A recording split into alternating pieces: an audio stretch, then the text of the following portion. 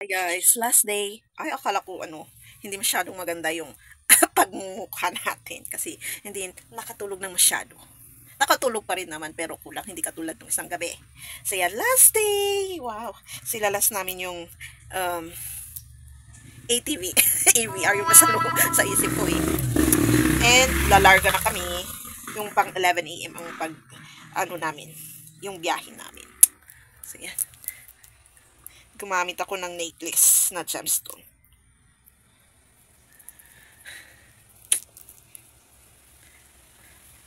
Ayan.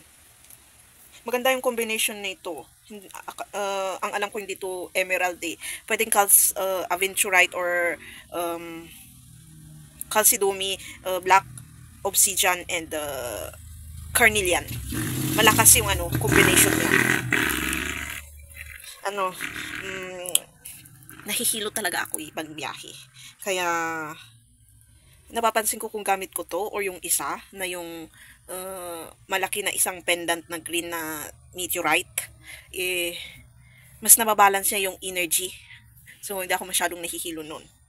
So, nakalimutan ko kasi yung green na yun eh. Hindi ko siya ginamit. Confident ako na quad, pero nahilo. Yun tuloy. Sana makapasyal bago lumarga ng Baguio. Advice, parang weird kung may bisita saka maglinis ng as in. Pero sa bagay, kung isa lang tao ang nagtatrabaho, kasi napansin namin, OMG, meron yung laging nagsasabi na, ay hindi pala ako matutuloy na maaga, ay hindi pala ako, mag-absent ako ngayon, ay mamaya pala ako papasok. Yung basta schedule mo siya, biglang hindi nangyari. Kawawa yung isang tao, yung porsigidong gumagawa ng gumagawa, ilan lang ang gumagawa ng ganun. Paano kung yung taong yun is biglang nagbago, naging tamad din? Sino may kasalanan? Kaya, kailangan tayong may responsibilidad na sinasabi. Uy, yung malaking, yung read pa naman na, yun, yung ants, yung responsibilidad na may dignidad na yung trabahong kinuha mo is gagawin mo. Hindi yung naghihintay ka kung anong ibibigay sa'yo na trabaho or naghihintay ka kung sinong maunang gagawa. Ganun ba talaga ang trabaho? Hindi, di ba? So, and wag naman tayo basta maglinis lang kung gusto lang natin or kung may mataas na tao, nilalagyan natin ng level. Sa matangan ng Diyos is pare-parehas tayo. Walang status dyan. Walang mataas, walang presidente, walang mayaman, walang lahat is patas. Kahit sa purpose sa Diyos, lahat is patas. So, ang laki nung gagawin nating change, magiging magaan yan sa isa't isa kung ikukonsidera natin na hindi lahat tayo is may part din yung kagustuhan din dun eh. Yung gusto mong mangyari, yung gusto mo ikaw lang nakakonsider, excuse me. Kasi, paano na ang isang taong lagi na lang siya na lang ang nagkukonsidera pero yung iba hindi. Siya. May time na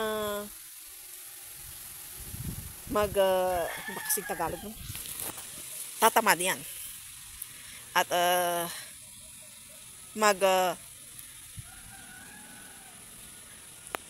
nakakalimutan ko ang words eh.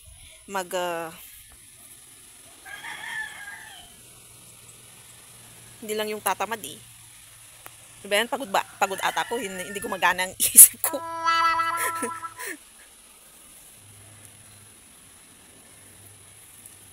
Basta yun, magiging pagod, magiging tamad, maapektuhan sa hindi magandang at hindi maayos na energy ng iba. So, kung talagang gusto natin yung kagustuhan natin na yan, kailangan nating ikonsidera yung iba din. Hindi laging ikaw ang kinukonsidera. Yang laziness na yan. Kasi yung lakas-lakas talaga ng laziness eh, na energy. Yung tinatamad. Yung meron iba-iba klaseng laziness. Kung trabaho talaga ang pinunta natin, dapat ganun. Kung laziness, di huwag ka na nang maghanap ng trabaho na apektuhan mo pa yung mga kasama mo. Isipin mo, trabaho yung pinunta mo pero umiiral ang katamaran. Ano yun? Ano? So, yun lang ang masasabi ko. Kasi, ang hirap-hirap makisama sa ganung tao eh. Darating at darating yung isipan ng okay taong yun na ako na lang lagi ba ang gumagawa? Ako na lang ba? Kasi tao hindi perfect. May time na darating sa kanila yung sige, ganyan na ganyan kayo. Sige, kung maging ganyan din ako, tingnan natin. Kung yung time na hahanapin nyo siya, kailangan nyo siya, wala na. Hindi na kayo i-consider. Basta ito lang ang gagawin ko sa araw na to, ito lang. Or ilagay natin hindi sa trabaho, sa pamilya. Basta ito lang ang gagawin ko, magiging nanay, ganito sa mga anak ko kahit kasama kita. Kung ang problema niya sa asawa niya. Kaya nagkakaganon ang relationship, di ba? Yung relationship na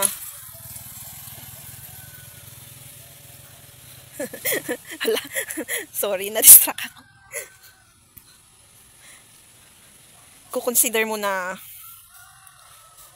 kung ano lang yung trabaho mo is yun. Wala na yung, kasi nawala nga yung respeto nila sa iyo eh. Diba, bakit mo din ibibigay yung respeto kung paulit-ulit na? Sinisira yun. Kaya yan ang consider nyo, bakit nasisira yung relationship nyo. Bakit nasisira ang relationship bilang isang anak sa magulang, magulang sa anak, or sa isang trabaho, teacher to estudyante to teacher, or mga co-worker. Minsan yes, yung bibig, kung anong lumalabas, lalo pag hindi maganda. Kasi meron talagang taong conservative na sinasabi nila. Kinukonsidera yung lumalabas sa bibig na ayaw niya nakakarinig ng ganun. Kasi hindi siya lumaki ng ganun. Kasi yung environment niya kahit sabihin mo, lagi silang nag-aaway, nakikita niyo yung mga magulang pero walang ganun na ng words. Talagang yung away lang na kung anong hindi pagkakaintindihan. Wala yung, kunwari yung word ikaw kasi, ganito ganyan. Nasasama pa yung yung physical panlalait. Or any kind of bad panlalait. So, ayan, ang lang ang masasabi ko. So, mag-video ako sa, light. Or sa cellphone ko lang. Ay, sa cellphone ko lang. Mag-video ako mamaya sa ATV na, tapos, lalarga na kami. Yung ATV, ayan. Iniwan na ako. Iniwan na ako. Tumerik. Tumerok yung ATV. Hello. Ingay Tumerik yung ATV. Pumirma pa naman ng Weaver. OMG. Curious ako dito. Ang ganda Gusto kong puntahan. Ayan mapuntahan nga. Wait. Repair nila yon. Tumagas yung gas. Puntahan nga natin dito. Lagi akong nakakakita ng ganito. Punso, ano tawag dyan? Hello. May tanda. Yung nuno sa punso, yan. Lagi akong Pero bahay ng ants yan. Gusto kong mapuntahan to. Mamamasyal lang po. Tabi-tabi po. Ganda eh.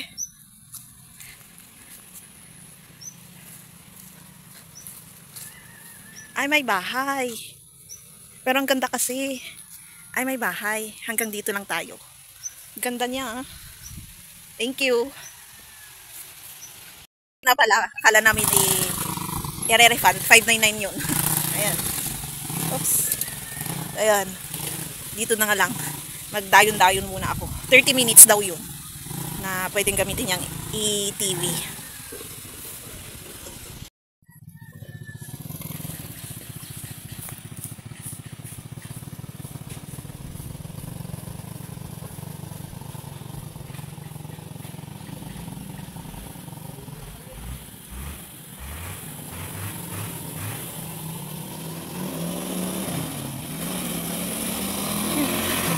Uy!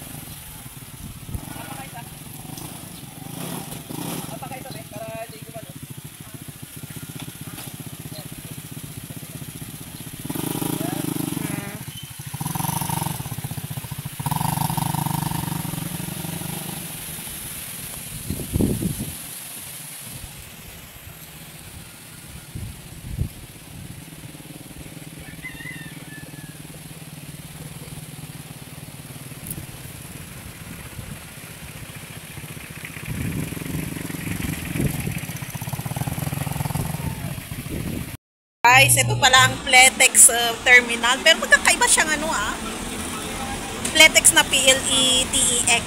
Pag pupunta ka doon sa pinuntahan namin. So, search na lang kayo kasi may iba-iba palang camping doon. Hindi lang si Papi. So, madami doon. Tapos, sinek namin, may maganda rin naman palang ibang camping area doon. Ayan yung itsura ng Grabe. Sinusundan ako ng ko. So, mag-ingat po tayo ng sasabihin natin kasi babalik po sa atin. Ang hirap nyong ipagtanggol kayong lahing kayo. Promise, ang hirap nyong ipagtanggol bilang isang Pilipino. Kasi kayo mismo ang sumisira ng mga bibig nyong yan, yung hindi magandang sinasabi. So, kayo mismo ang nagbibigay ng discrimination para i-discriminate kayo ng ibang lahi. Ayan. So, kayo din ang nagbibigay ng witchcraft sa inyong sarili. Bilang, yung kulam na yan, yan ang basic, di ba, na klase ng kulam na sasabi nila. So, mag-ingat talaga tayo ng kakadiscriminate kung anong pang-uuyam at ano pang lalabas dyan sa utak nyo at sasabihin ng bibig nyo. Ang hirap nyo ipagtanggol, promise. So, ayan. Mamamasyal kami. Ngayon, 1 PM na pala, nakarating kami dito. So, saan ba tayo pupunta? Venice.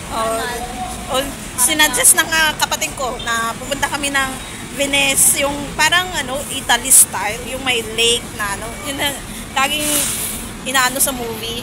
So ayan, magbi-video ulit ako mamaya, tapos additional doon sa sinabi ko, ang pagrason nyo para kailangang mabuhay, idadagtag nyo yung katamaran nyo sa trabaho. Hindi yan mangyayari kasi mawawalan at mawawalan din kayo ng trabaho kung may makapansin sa inyo na hindi rin maganda yung quality ng trabaho nyo. Kung yung rason nyo is hindi magandang sweldo, di sabihin nyo sa boss, ba't ganito ang trabaho tapos ganito ang sweldo? O, diba? Ganun lang naman na simple lang. So, mag-video ako mamaya ulit. Kami sa Venice Grand. Wow, Blue Lake. Chlorine lang yan actually. Ang ganda. So, babalik ta rin ko. Walang luggage area, Chor. Wala lang luggage area. Ang dami naming dala, Ayan. Grabe, nagkukuha pa kasi kami ng outfit. Hindi nagamit. Nagamit ko natin, binilit ko. Ako hindi. Buuan.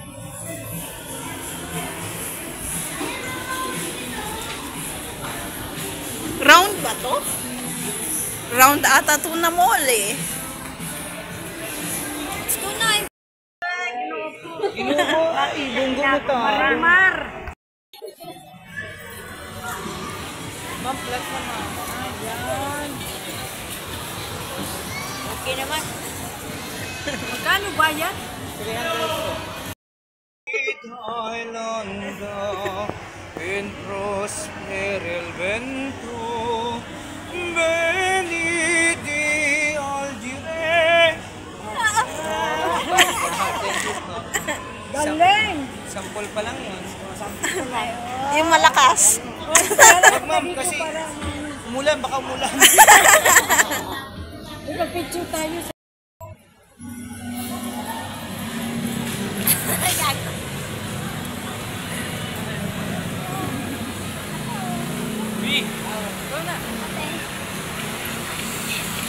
So, sa next ko ipapaliwanag yung nangyari na sinasabi ko. So, thank you for watching. Don't forget to subscribe, click the notification, comment, and share to my next videos. Ang ganda dito talaga, oh. Kaya baka dito rin sila nakukumaling yung mga mahilig sa city. Ano yung ganitong building na may papasyalan.